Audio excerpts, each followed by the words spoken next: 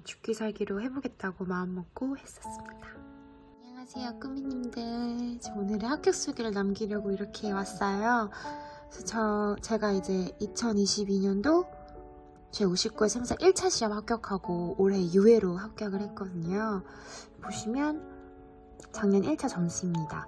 회계학개론은 근데 한 문제 실수로 틀렸는지 57.5점이고요. 행정소득법 92.5, 재정학 95, 세법학개론 60점 이렇게 맞았습니다. 1차 시험 약 2달 전에 그만 이제 의원면직하고 준비를 했고요. 총 1차 준비 기간은 약 1년 5개월 정도, 직장 병행하면서 1년 3개월, 그리고 이제 의원면직하고 2개월, 네, 이렇게 되겠네요. 보시면 재정학이랑 행정소송법이 어렵지 않았고, 그리고 점수가 좀 나왔는데, 제가 이 두 가지 이렇게 고득점 할 수 있었던 방법이 있어서 그거를 좀 말씀드리고 싶어서 이렇게 찍게 되었어요. 네, 그러면 1차 직장병행 공부법 대해서 말씀드리겠습니다. 먼저 직장 병행할 때 공부 시간 먼저 말씀드릴게요. 공부 시간은 평일은 4시간에서 6시간, 최소 2시간 하자 였고요. 주말에는 10시간 이상씩 하자였습니다. 아침 시간 이제 일찍 일어나서는 방해받지 않는 시간이니까 무조건 1시간에서 2시간 재무회계를 했어요. 그래서 아침에 못 일어나면은 그날은 재무회계를 못 하는 거예요, 그 과목을. 그래서 무조건 아침에 일어나서 정말 피곤하더라도 단 한 문제라도 보고 가려고 했습니다. 그리고 점심시간에도 저는 공부를 했는데요. 점심시간. 네, 다이어트 한다고 밥을 먹지 않고, 네, 점심시간에 재정학이나 행정소송법,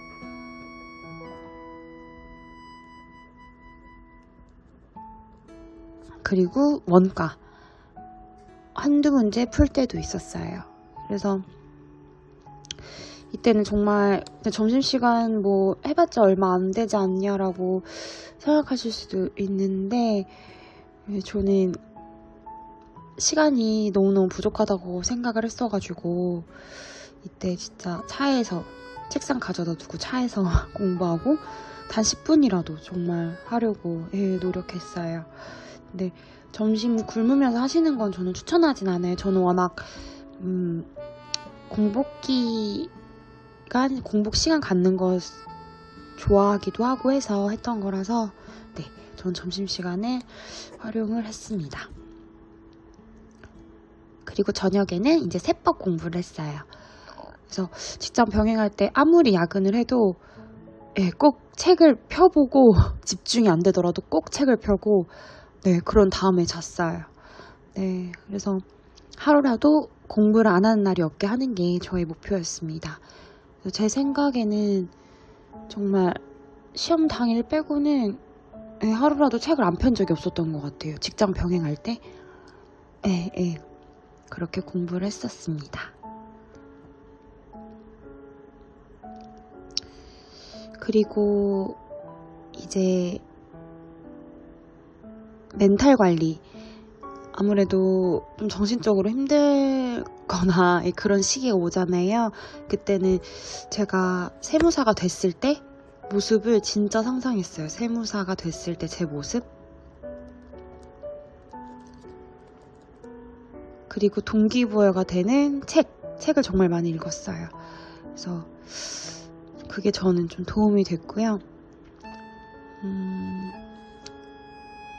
그리고 아까 처음 말씀드렸던 재정학이랑 행정소송법 공부 방법 좀 공유해드릴게요.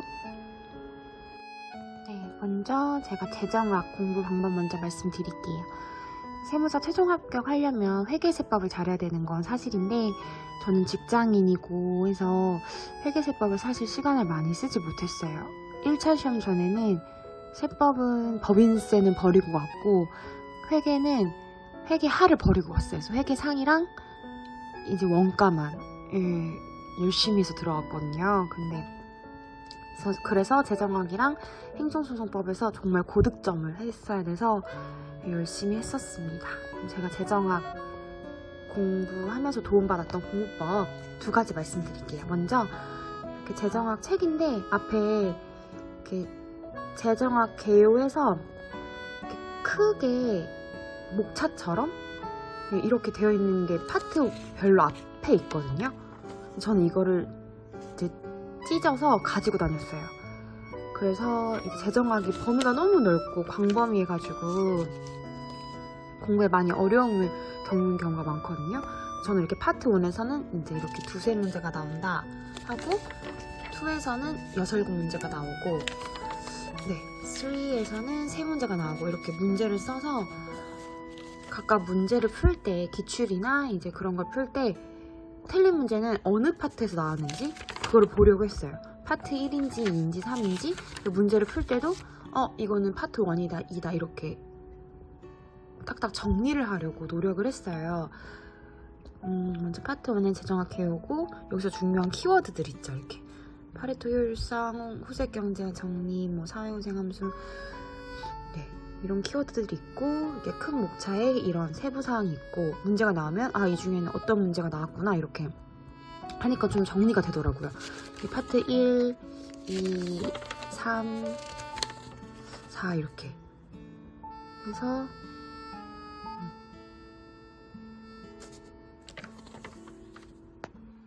이렇게 초과 부담, 최저가세 이런 5문제 이상이 나온다 해서 이렇게 하니까 정말 광범위하고 막막하게만 느껴졌던 재정학이 좀 정리가 되더라고요. 말씀드렸던 것처럼 저는 비전공자이고 공대 출신이어서 재정학이란 과목을 정말 처음 접해봤었거든요. 근데 저한테 이렇게 정리했던 게 정말 효과가 좋았어요. 그리고 이제 또 효과가 있었던 거는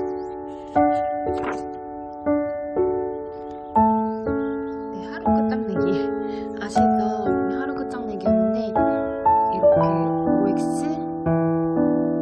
하면서 헷갈렸던 키워드들은 형광펜을 쳤고요. 좀 스스로 긴장감을 주기 위해서 시험장에서 이 지문을 만났어. O야 X야 골라봐 이렇게 얘기하기도 했어요. 그러니까 제가 약간 넘기면서 너무 당연시 하면서 그 지문을 그대로 제대로 파악하지 않고 그냥 무의식적으로 OX, OX 이렇게 판단하면서 넘어가더라고요. O나 S를 암기한 거죠. 근데 이렇게 쓰니까 이걸 다시 계속 보게 되더라고요. O인가 X인가? O인가 X인가 하면서 스스로 약간 경각심을 느껴주려고 시험장에서 이 지문을 만났다고 생각해봐 이렇게. 근데 제가 제대로 알지 않으면 시험장에서 다 헷갈리거든요. 다 헷갈리면 틀린 확률이 높고 시간도 그만큼 많이 쓰게 되고 해서 스스로 이런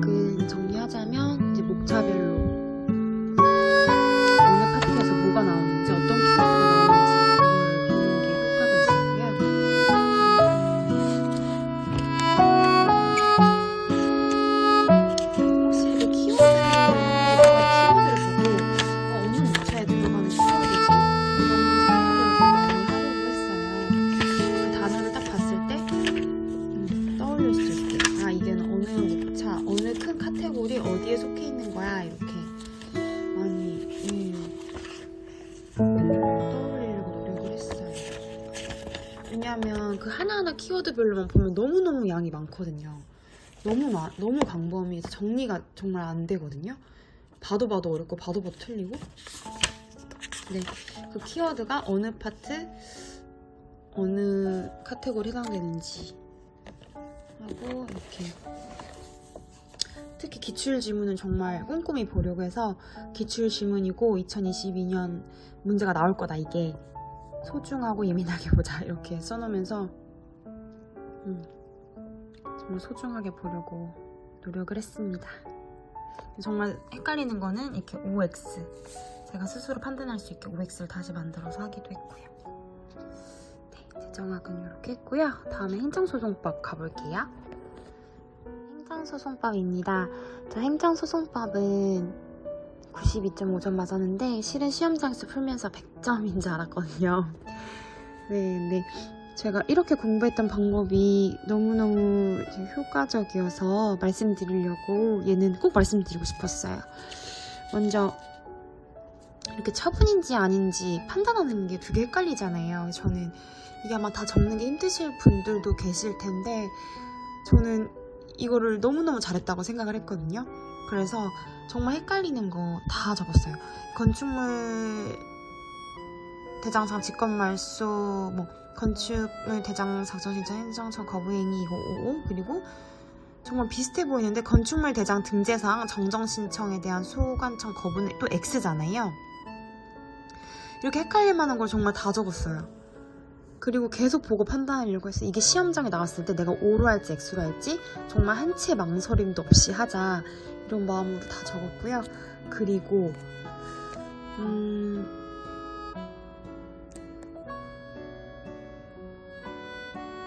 이렇게 좀 헷갈리는 지문들,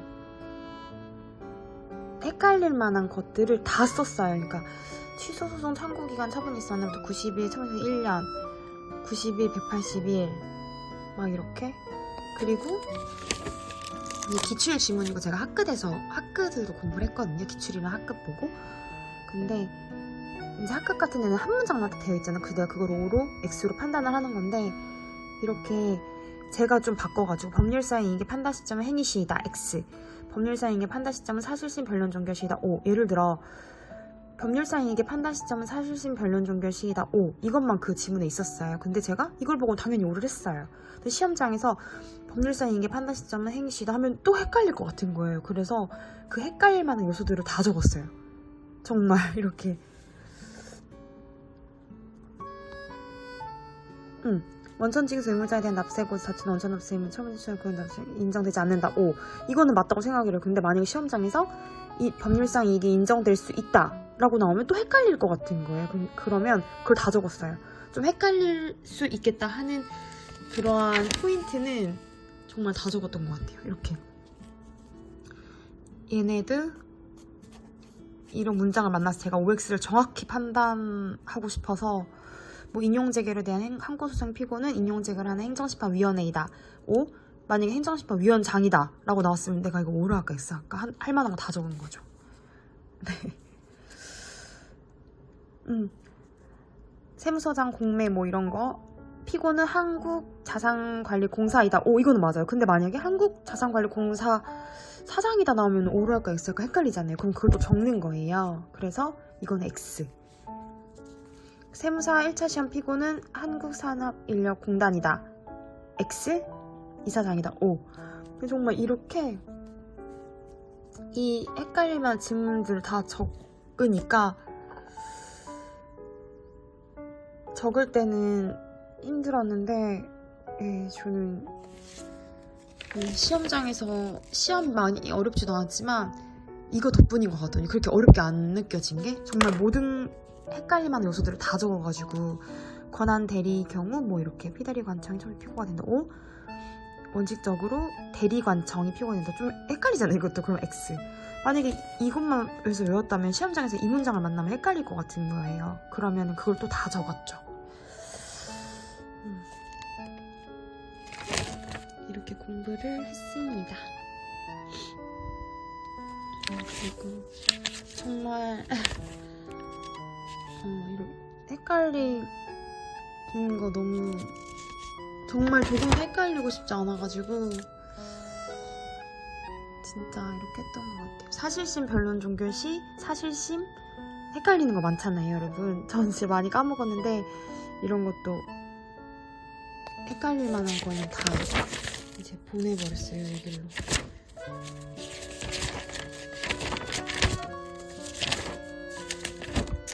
근데 헷갈리는 질문 있으면 한번 이렇게 당사자인지 아닌지 이거 판단하는 것도 되게 헷갈리잖아요. 당사자 취소? 그것도 여기다 적고 제가 스스로 계속 판단해보고. 네, 이거는 진짜 계속 보고 또 보고 보고 또 봐도 헷갈리니까 보고 또 보고 보고 또 보고 하려고 정말 노력했어요.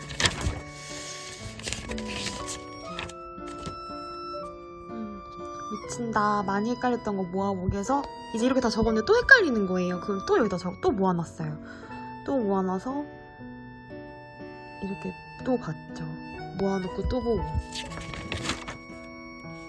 네. 그리고 이제 모의고사보다 확실히 행정소송법은 기출지문을 정확하게 아는 게 중요한 것 같고요. 정말 정확하게 알아야지 안 헷갈리거든요. 그래서 정확히 안다면 기출만 정말 제대로 알고 가도 행정소송법은 충분히 고득점할 수 있을 거라고 생각합니다. 네, 이렇게. 그러니까 어설프게 알고 정확히 모르면 다 헷갈리더라고요, 시험장 가서.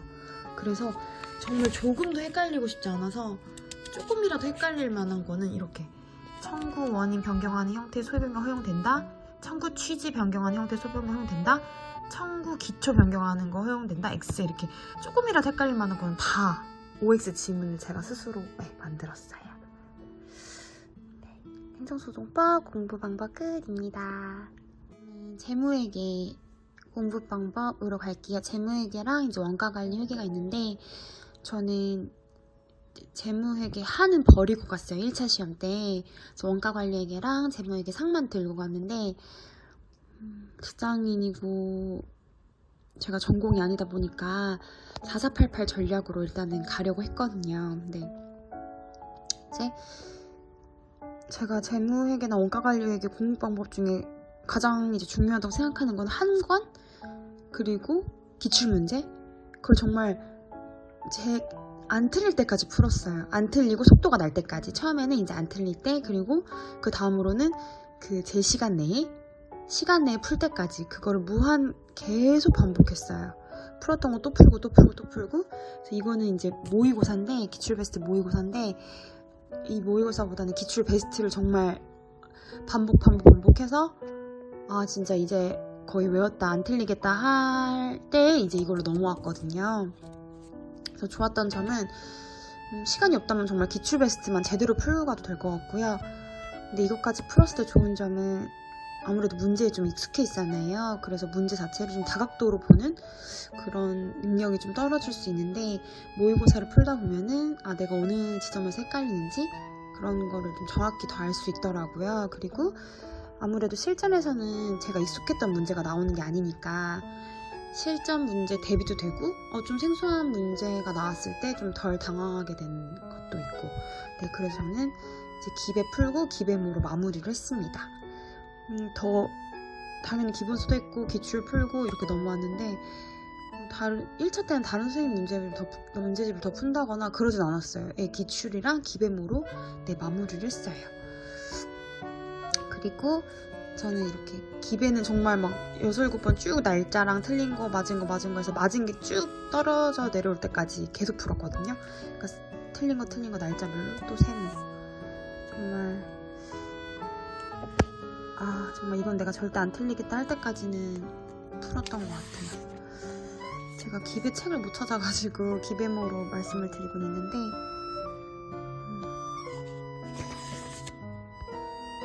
그리고 헷갈렸던 거 싹 외워서 하면 된다 했는데 답이 없었어요. 답이 없다. 또 틀림.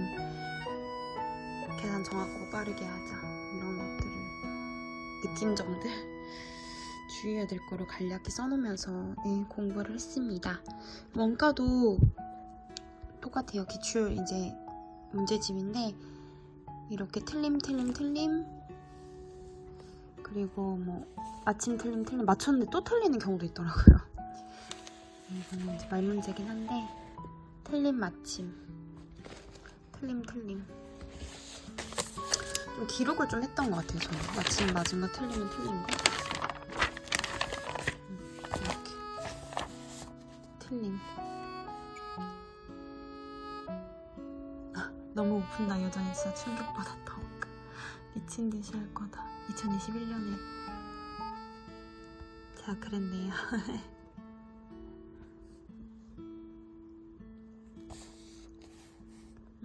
어설프게 맞췄으면 어설프게 맞췄다고 적어놨고요. 아, 그리고 이제 이렇게 풀어도 틀린 문제들은 또 그것만 모아서 풀려고 이제 점심시간이나 이제 회사 쉬는 시간이나 틈틈이 풀려고 이렇게 정말 좀 책처럼 생긴 노트, 작고 휴대하기 쉬운 노트가 이제 생겨서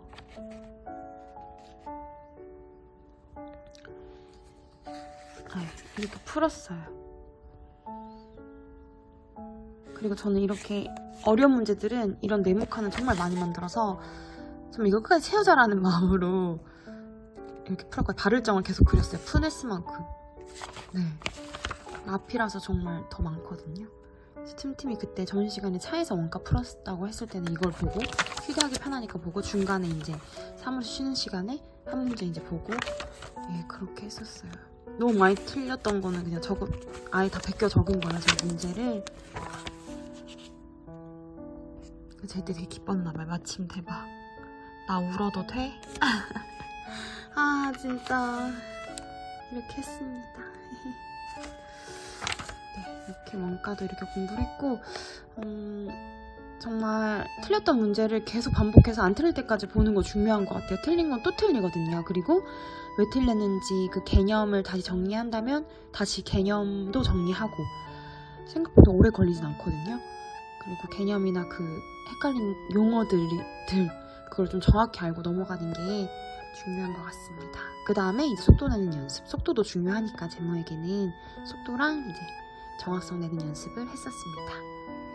이렇게 제모에게 원가 관리에게 공부법 끝. 세법으로 넘어갈게요. 다음은 세법 공부법입니다. 네, 세법은 저는 법인세는 못 갖고 들어갔고요. 법인세 버리고, 그리고 말문제, 국조법 빼고 말문제는 다 가지고 가려고 했고, 소득세 부가가치세는 계산 문제까지 들고 가려고 했어요. 저는 국기법을 정말 열심히 했어요. 이거는 제가 당장 2차 시험 준비를 할 수 없지만 2차 시험에도 나오는 세목이기 때문에 국세기본법 말문제는 열심히 하자 해서 저는 학교 책이 정말 좋더라고요. 말문제 대비하기에. 그래서 이렇게 학끝 말문제를 대비를 했고,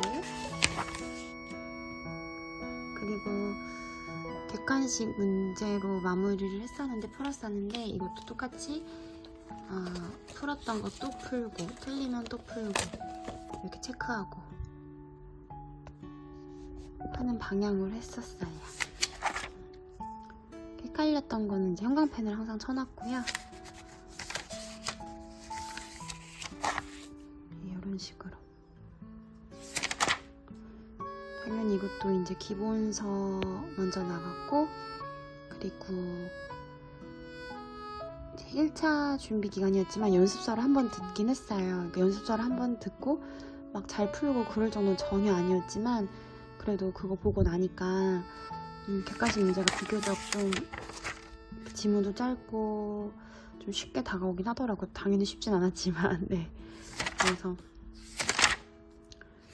1차 준비하면서 2차를 한번 들어본 거는 저한테는 괜찮았었고요.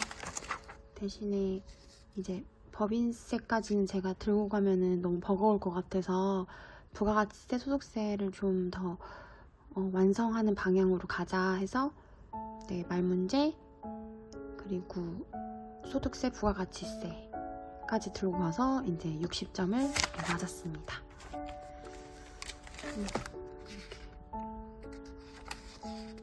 이렇게 헷갈린 건 틀렸던 건 항상 이런 체크를 한 번 더 해놨어요.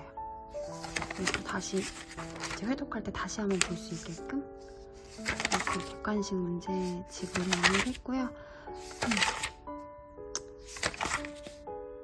이렇게 저는 항상 딱 읽었을 때 헷갈리는 거 이렇게 하고 시험 전에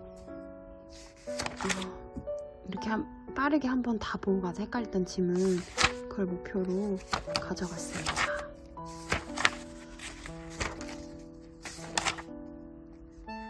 저는 말 문제를 최대한 가져가는 방향으로 하려고 했는데 막상 시험장 가니까 말 문제 가져간다고 노력했어도 어려운 건 좀 어렵구나 생각이 들면서 계산 문제를 확실히 들고 가는 게 나중에 2차 시험 볼 때도 더 좋겠구나라는 생각을 시험장에서 하긴 했어요. 그래서 다시 이제 돌아간다면 말 문제 비중보다 제가 맞힐 수 있는 좀 계산 문제 비중을 좀 더 높일 것 같아요. 그게 2차 할 때도 훨씬 도움이 되거든요. 그래서 저는 계산 문제보다는 말 문제로 꼭 점수를 내야겠다 이런 생각을 갖고 가서 작년 2차 때는 이 세법이 30점이었거든요. 네, 2차 동차. 근데 올해는 70점 받았어요. 그래서 제가 이렇게 도약할 수 있었던 방법에 대해서도 말씀드리겠습니다. 네, 이렇게 1차 공부 방법은 여기까지입니다. 그리고 펜 가끔 물어보시는 분들 계셔서 저는 이제 제트스트림 0.7으로 결국 정착해서 시험장까지 가져갔고요. 중간중간에 좀 다른 펜을 막 쓰기도 하고 했지만 결국에는 제트스트림 0.7이 저한테 가장 잘 맞더라고요. 네, 그래서 마지막 2차까지도 제트스트림 0.7로